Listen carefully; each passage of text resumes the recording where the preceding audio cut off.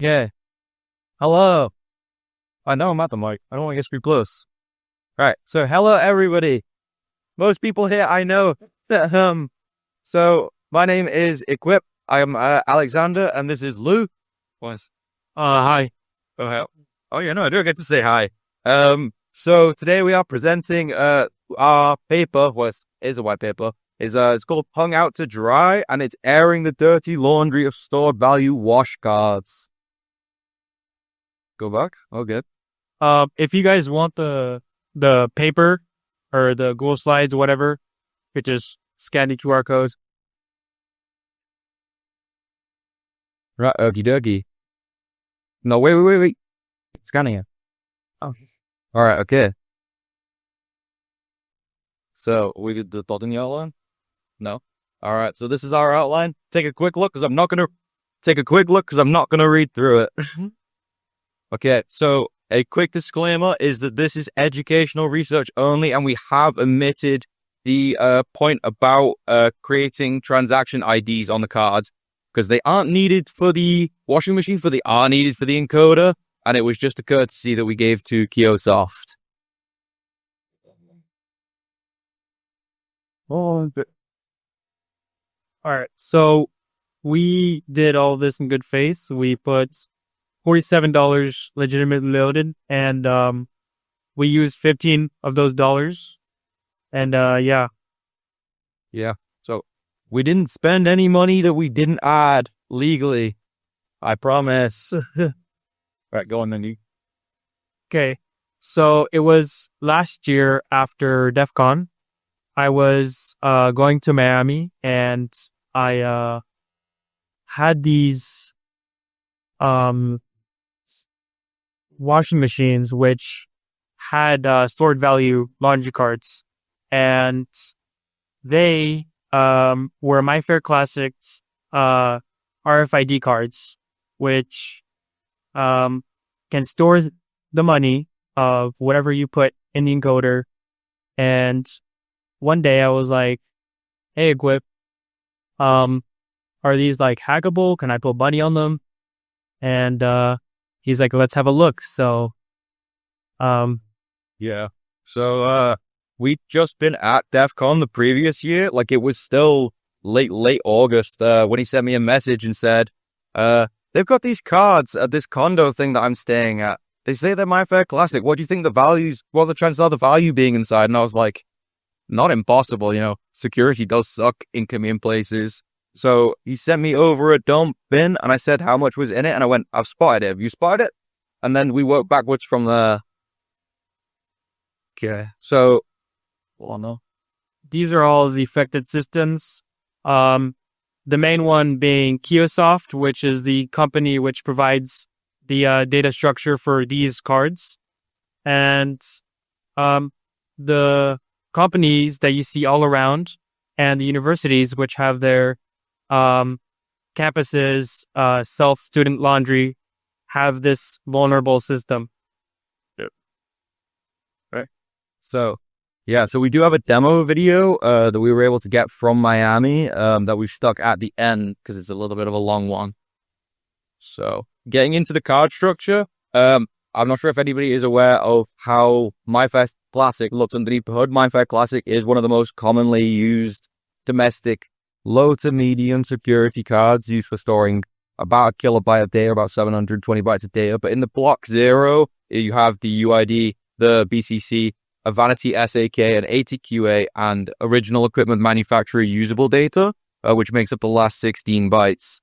This just is, it's immutable data on normal cards. Can't be changed, can't be cloned. Well, it can be cloned, but not onto that same card. As for the memory, which is the more important part of this, because we are dealing with stored value in the memory, is you have 3 blocks of data per sector, protected by 2 keys with access bits in between that determine how those keys can be used with that sector. What? Closer to the mic? Am I loud enough? Keep the mic. Louder, okay. So, this is how the general structure of My Fair Classic does look. There is a lot more blocks than this, but trying to get a one big zoom out, visibly impossible. So, yeah, so you've got 16 sectors with each containing 4 blocks. One of those blocks is a sector trailer. So now moving on to finding the balance. So we initially looked onto the card for the balance of $18.75 because we knew that was how much was on it from the last check of going to the room. What's it loud? So we started thinking in common systems, you usually find them decimalizing it as a whole number. So like 1875 or doing 18 and then 75. So we just tried looking backwards from what was the most obvious. And unsurprisingly, Occam's razor does always prove to be true. And it was the most obvious answer as they were storing it as a whole cent amount. So $18.75 was 1875 cents. And then we converted that into hex. And then we were able to look into the memory and see, does this appear anywhere in the memory? Should we do this? Yeah, we could. So we were looking for 0753 in the memory because that's the standard forward Endian decimalization of 1875. But very quickly we noticed, taking a look, that they were in fact just Endianness reverse, and the value was noted in multiple places in the memory in reverse Endian, so 5307, and it was also in the previous updated block. So we have 4 representations of the same value. So the value positions of the value positions were in block 2, bytes 9 and 10, which is the value at the last top up, which tells you how much money was the last added to it. And then we have blocks 4 and 8, which are both mirrored. So everything that happens in both of those blocks is mirrored to each other. Okay. What else? Yeah. Before we get into the technical part, just to be curious, who here loves to spend $7 for laundry every single day? Yeah, that's what I thought. All right. So we have labeled the variables in. I know you guys might not be able to see everything in the text, but we will explain each part and in detail. Yeah. Cool. Okay, so I see how loud I wasn't. Okay, so we have omitted and changed the actual data in the blocks because a lot of what is written to each individual card in each individual location is very easily identified. And while we did disclose to them, we still don't want them coming after us. So the first bit is the sector trailer, which has the keys. So we've obviously changed the keys, and it's got the access conditions that they were typical write conditions, which were 078069, which were just standard write, transfer, restore permissions. Then was the card number, which was printed on the back of the card. So the back number on the back of the card was 0129889, and they stored this as decimalized hexadecimal. So in the memory, it said 0129889. So that was decimal converted into hexadecimal to look like the decimal. So if you convert that back to decimal, it's not the same number, but it's very visibly obvious. So we started using shorthand here soon after because we had to label a lot of variables. So we started pulling this the vault byte. This is our value at last top up, and whenever you add money onto the card, the vault byte gets updated. So if your value, if you have $45 on and you add $5, it goes up to $50. So the value at last top up is shown here in block 2. And that is immutable. So when you spend money, that doesn't go down. It only changes whenever you next top up money. So if you spend $25 and then add $5 more to pay up to 30, it goes up to 30. So we have our transaction identifier. We have our transaction identifier in block 2, which is also been changed from a real one. This is used on the encoders to verify that the memory on the card is succinct with what it's expecting. So if you have, a balance that doesn't reflect the transaction identifier, then it goes, no, sorry, you're not allowed to add any more money. You're getting banned. It doesn't do any reporting, though. It just doesn't like you. Maybe this was. Okay, so we have some incremental mirror bytes because everything gets mirrored in this card. Everything. So next to our transaction ID, we have the incremental mirror byte, which is then also reflected next to the value bytes in every single block. So every single time you spend or add money to it, the mirror byte goes up. Oh, it's only when you add money to the card that it goes up. Go slower? Okay. Yeah, so this increases in all places at the exact same time. So there is a terminal byte. We've called it a terminal byte because it was the last byte, and this changes in between every read. So as we tested the cards, when we were noticing changes between them, the last byte on the end of block 2 always changed, and it didn't seem to have a reason, a purpose. You could change it to absolutely anything you want. They wouldn't care. But after talking with a Discord member of the RFID hack community called Guru Steve, he told us it was a XOR because he was looking into it at the same time a few months ago. And he goes, it's just a XOR of block 2. And we'd noticed the same was apparent with block 1 because block 1 also has a terminal byte, but all of the data in block 1 does not change. Yeah, do that. So the value pad consists of the actual value in little endian, which is reversing the bytes backwards, except for the last byte in the value block, which is the incremental mirror byte. Yep. So the middle bytes are basically unknown at this point what their purpose is. We have found patterns according to the value paths, but I will explain that later. And they are mirrored also in block 4 and block 8. So the undervalue byte are just one byte under both of the value pads that are on block A. And they are also a counter of when the washing machine is used or when you do a load and they go up a value. Yeah. So the second one is the under middle byte, and these will all. Okay. This is the under middle byte, and it is, as appropriately named, the middle byte underneath the middle block. And this is what did that change? Yeah, no, it changes. Yeah, it's just it's a XOR of the above value block. And it is one of many mirrored functions throughout the card that do not contribute to the use case of the card, and you can nix them with absolutely zero consequence to the usage of the card. Okay. Yeah, this is your bit, bro.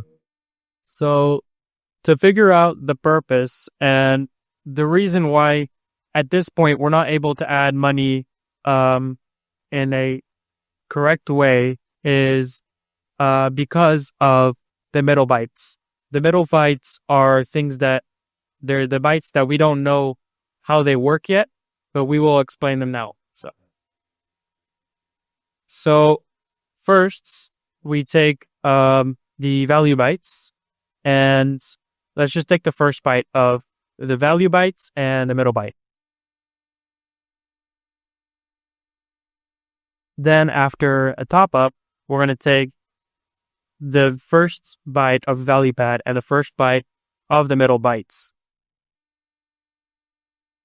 So this, we can put our data together, and then we can create a linear relation with these bytes, because we thought that the incremental mirror byte and the last byte of the middle bytes had a relation, because every time you would top up, you would see a decrease in the third middle byte, which means that there could be some relation between the last value byte, which is the incremental byte, and the third middle byte.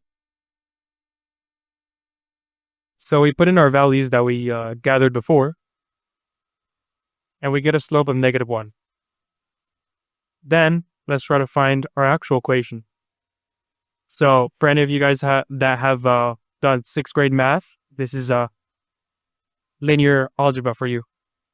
So we plotted our data, and we saw that if we did this experiment again, adding $3, we can gather another point.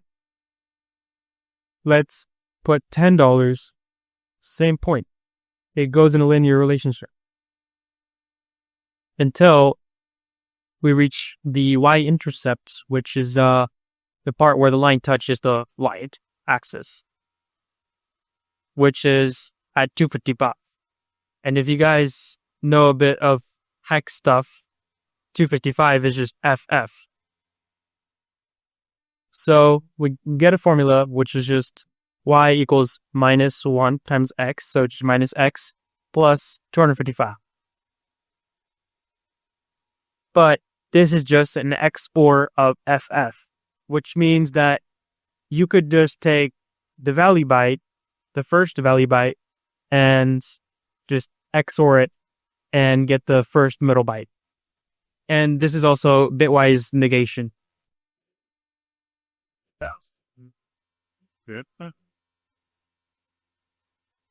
Yeah.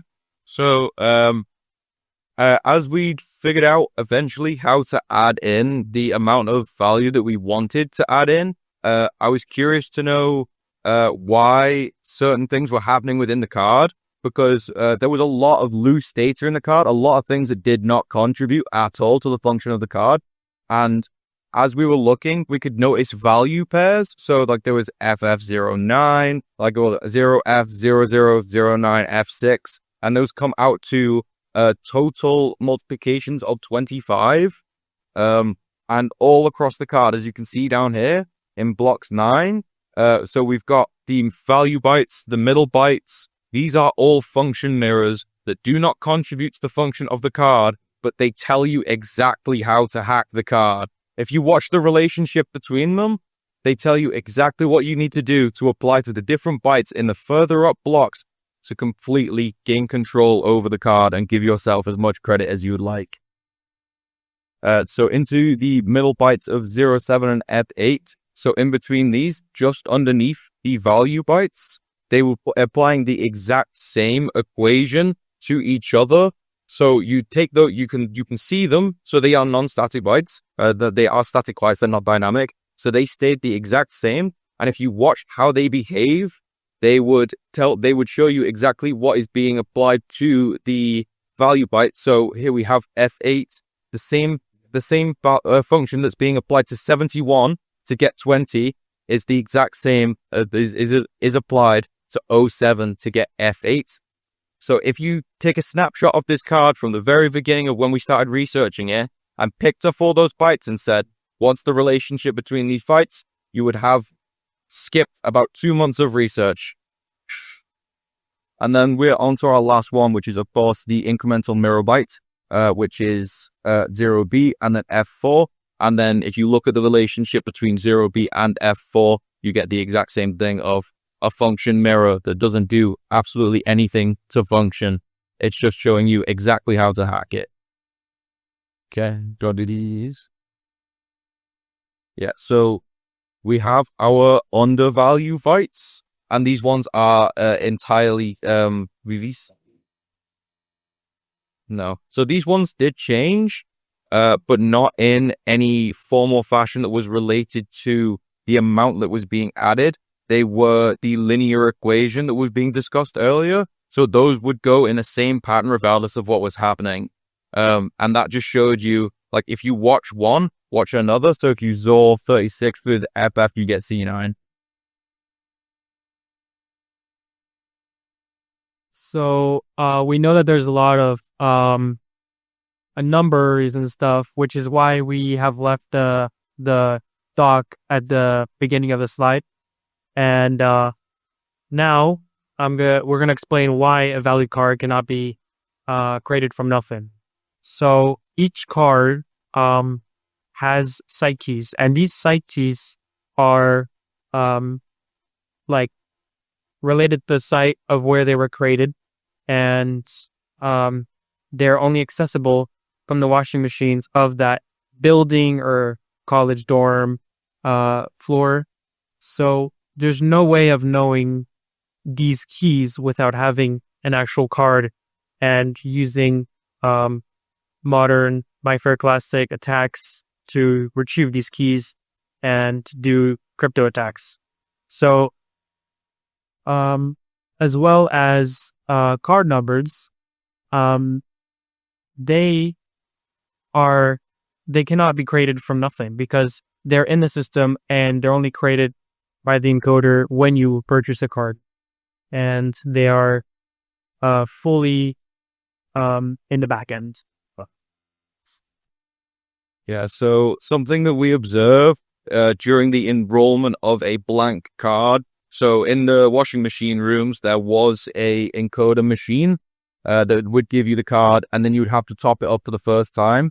As we watched what happened in between it going from being blank to being encoded, it was given its location ID, so specifically one from like Florida, from Miami, that was already within the card, and then it was given its printed card number. And while you can't create a card from nothing, you can't rock up to a wash station and go, I now have a card that works in this location. All you do need is one card from that location.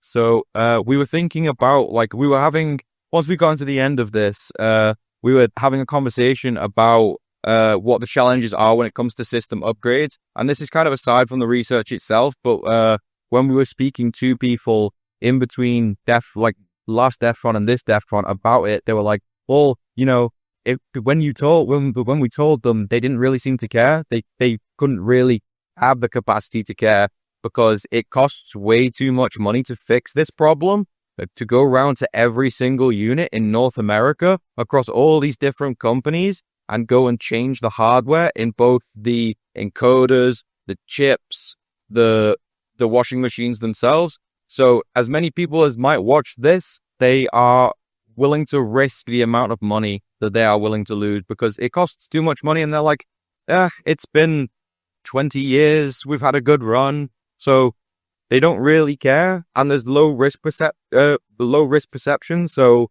even if it became like, this is not groundbreaking stuff, this is washing machine money, but if it became like a reputational risk, it still would not hit their key demographic areas of people living in, HMOs, apartment buildings, university dorms. They are the less likely people to hear about this news. So even if it did become more known, the people who actually do use this service are unlikely to engage in extortionate behaviors.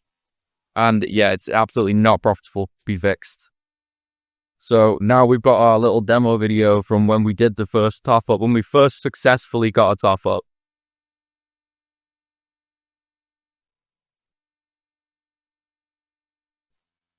So at this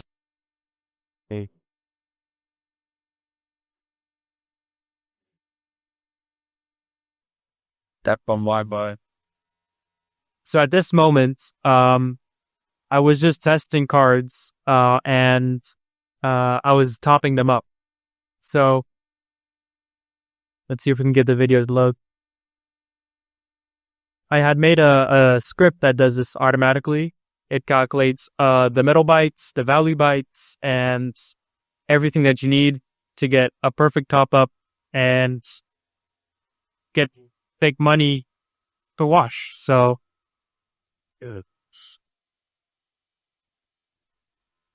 yeah, it's a bit lag. So I use my Proxmark and a Python script.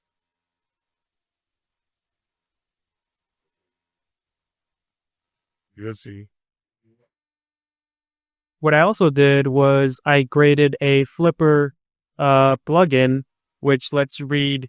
Well, this is on top of the Flipper plugin that Toron made for CSC, and it reads the card ID, the balance, $85. That's not even possible from the encoder. We topped that up, and the last value of top up. So obviously you can see that we loaded $20, and somehow we have $80 now. So, and top up count, we set it to 0 or whatever. Yeah. So how can you top up 20 without a counter? And let's try to see if this video works now. Oh yeah, I do. Oh no, listen. It's almost American, but And the slide deck is in the link from the beginning. I will show you guys that later. Descom Wi-Fi is not very accommodating. So now we have acknowledgements. I really want to thank my parents for supporting me throughout this challenge and letting me stay up until 3 a.m. to be testing on the washing machines, having to hide from the security guards, and trying to sneak past to get to the encoder at like 5 a.m. sometimes. Yeah. I also want to thank Lou's parents, because we had an 8-hour time difference between us, and he was on holiday in Miami, and they were perfectly fine with him staying up on voice call with me for absolutely insane hours. So for the next people that we want to thank is Guru Steve, who is in the RFID Hackers Discord. He did help us out quite a bit when it came to confirming what we already knew. And one thing I will say is, Steve, is I'm very sorry that we did beat you, because we noticed that they wanted to start on this about a year prior, and there was no traction made when we were looking for a historical backlog of people talking about these kinds of cards. And when we brought what we knew to him, he was able to confirm some of the stuff he knew. And the same goes for Toron, because Toron made the CSC parser. There was some parts that he did know and some parts that he didn't know. And together we were able to make a bunch of adjustments so that, one, the Flipper script could read a bit better, and that we were able to show each other what we had found, because it's come from so many different brands. So his was CSC, and the next person is the Champ, who helped confirm that it was Coinomatic. So we were finding out all these different branches. So we were finding all these different people who had started on research in them. But yeah, and then some ones I just want to shout out is Betsy, NBX, ZVEA, and then everyone in the Pirates Plunder Discord, because they put up with our absolutely insane ramblings on the constant, and they are here to stay. But yeah, that is us. Thank you, everybody. Yeah.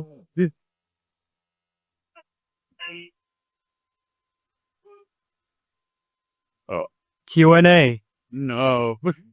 You want to ask him questions? He will answer all of them. Anybody? Yeah.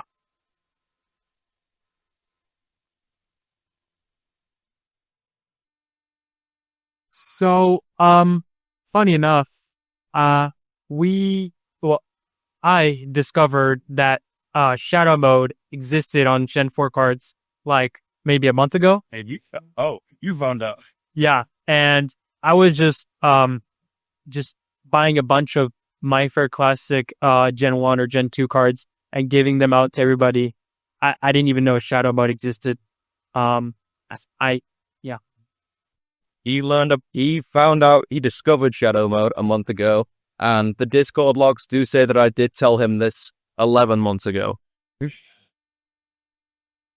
But yeah, so one thing that we did learn while doing pre-research, because we weren't going to try and dig up kick a dead horse. If someone had already taken it apart, we didn't want to, build the wheel twice.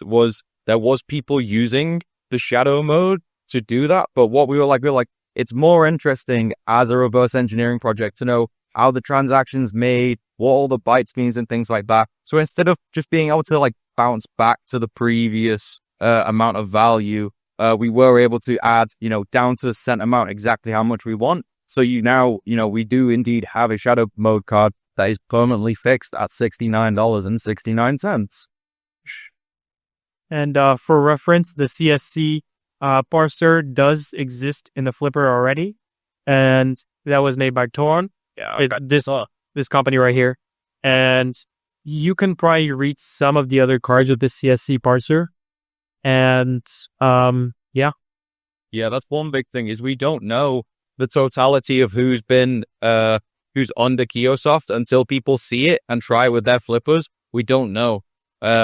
Which is why that was one big hurdle with finding out information is we would come across a new one and we'd be like, oh, the whole thing might be dead. Someone might have already done it. So we'd then spend days trawling through Reddit. It would be like, oh, the champs told us that it's Coinomatic. So now we've got to find if someone's done it all for Coinomatic. It was an absolute nightmare. He kept going, we're so cooked, it's so over.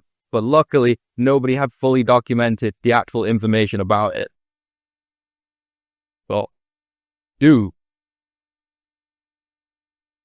Not yet. Not yet. Tonight. Yeah. Tonight. Shady baby. If we're allowed to. Used in good day.